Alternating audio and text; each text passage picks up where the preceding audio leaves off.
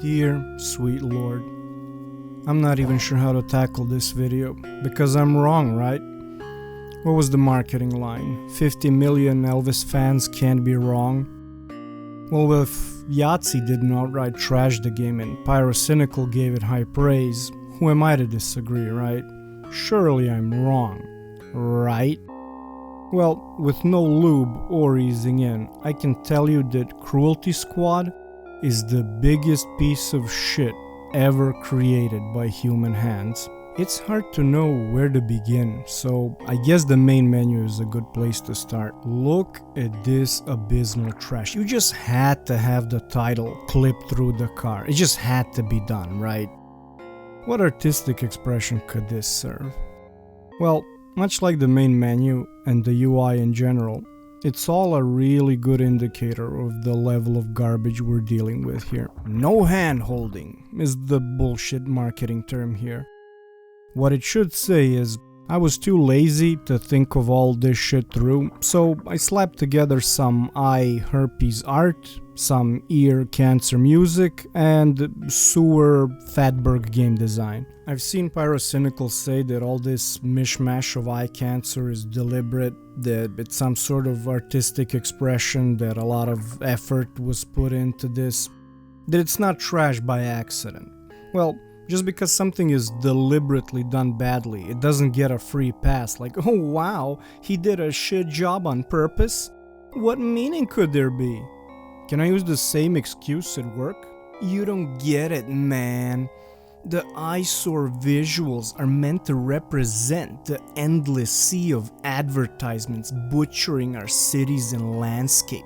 And the nature of contract killing in the organ stock market is a social commentary on the crushing, unfeeling, unyielding monolithic machine that is capitalism. You just don't get it, man. You're a square. This is high art. Give me a fucking break. Then why the fuck is the hover icon not a simple frame around the image? Kinda like this?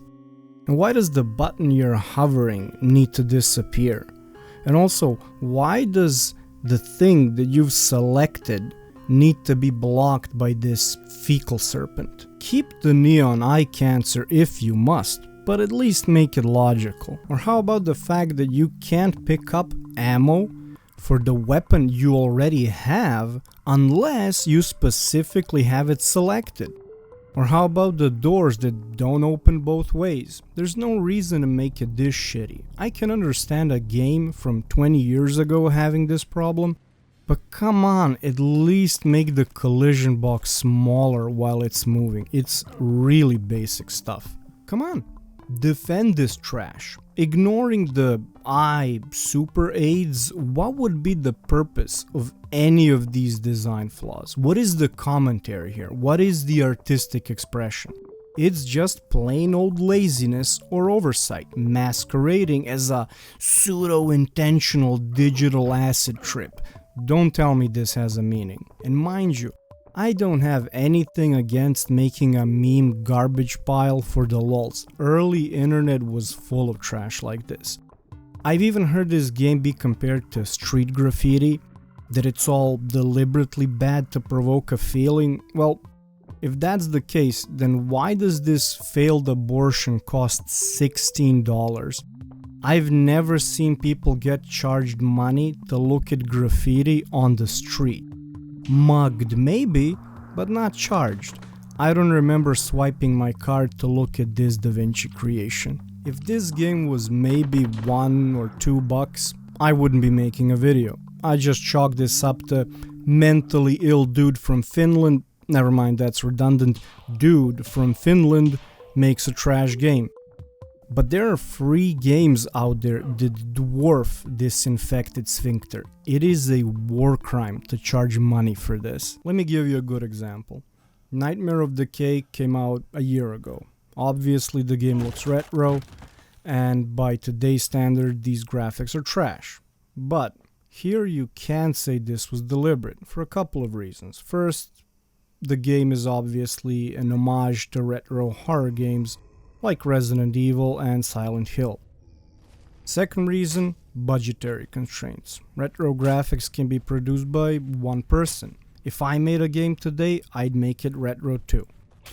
And this game costs only $4. It's a short game, but it's nicely done. The graphics fit the purpose. And I haven't even mentioned the atrocious unlocks, half of which serve no purpose, the soul-draining text, the pointless dead ends, the troll map design, the pills that mess up your game so you have to restart, the game-breaking bugs, the most pointless lean mechanic in all of history.